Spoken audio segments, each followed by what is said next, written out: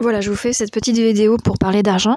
Voilà, donc je vais m'inspirer et reprendre le livre de Monsieur Dubois, son prénom, Christian Dubois, D-U-B-O-I-S.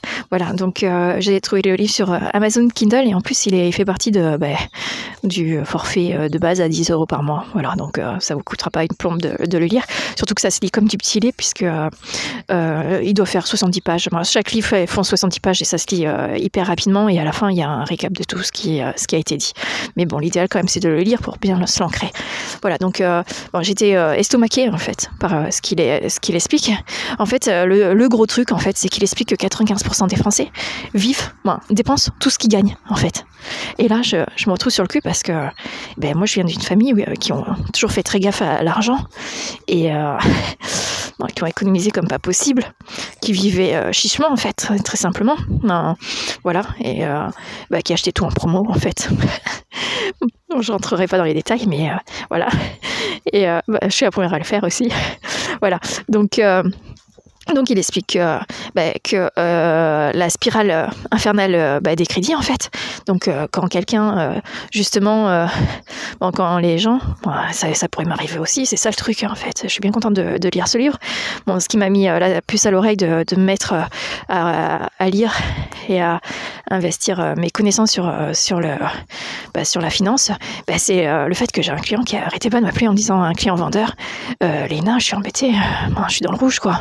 Bon, ça urge, il faut absolument vendre, sachant qu'il veut vendre super cher. Voilà, donc... Voilà, donc et j'étais là, en fait, je savais pas quoi répondre et comment l'aider, en fait. Donc, je me suis dit, pour l'aider, il faut absolument que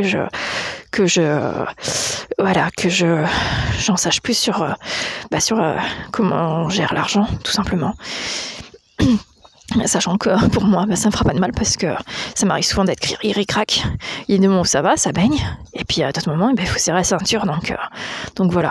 Mais c'est le métier qu'il veut, donc surtout quand on est indépendant.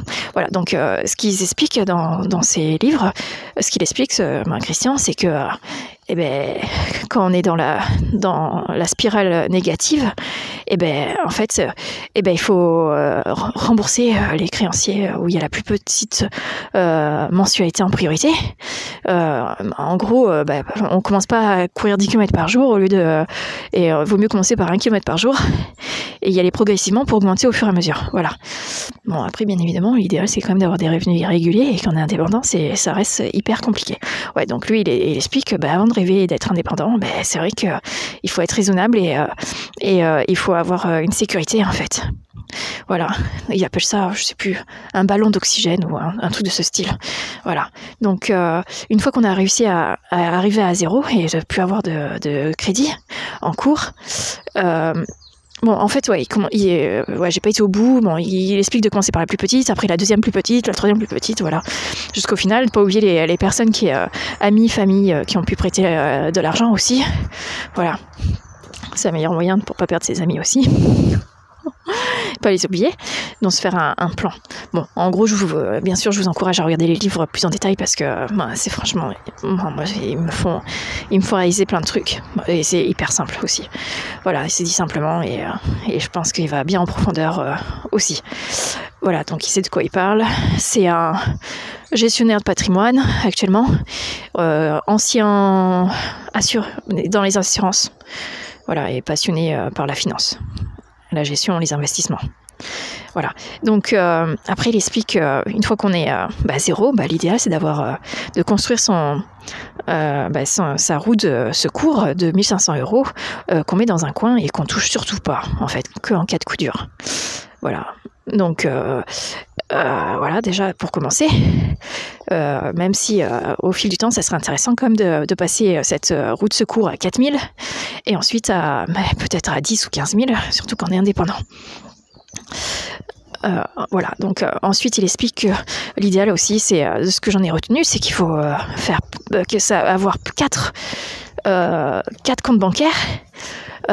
Donc un où justement on met ce fameux comment il s'appelle, alors lui il appelle ça PIED, voilà, donc la formule PIED, donc il y a P comme partage. Donc moi, lui dit que c'est pour partager aux gens qui sont en détresse.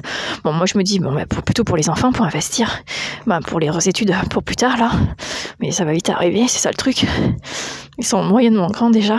Alors ensuite, il y a I, donc pour investissement. Donc justement pour investir, pour que l'argent on puisse soit investir dans l'immobilier ou dans la bourse, justement pour avoir des revenus récurrents en fait, pour que l'argent travaille. Mais bon, ça c'est en terre lieu quand la situation est plus que saine. Après le E, c'est l'épargne, donc les fameux 1500 €, voire jusqu'à 10 000. Donc un compte où on s'interdit d'y toucher, mais qui est disponible du jour au lendemain si on en a besoin. Voilà. Et après P, personnel, le compte dépenses, le compte joint quoi. Pour joint, le compte de dépôt. Voilà, donc j'espère que cette petite vidéo sans image vous aura plu et que ça vous aura ouvert l'esprit sur certains points. J'espère que j'ai rien oublié, voilà. Et en espérant que vous en apprenez quelque chose et que vous en ferez des choses bien. Voilà, et que ça peut vous permettre d'assainir votre situation dans le cas où elle n'est pas bonne et d'approfondir dans le cas où il y a besoin. Je vous souhaite une bonne journée. Au revoir.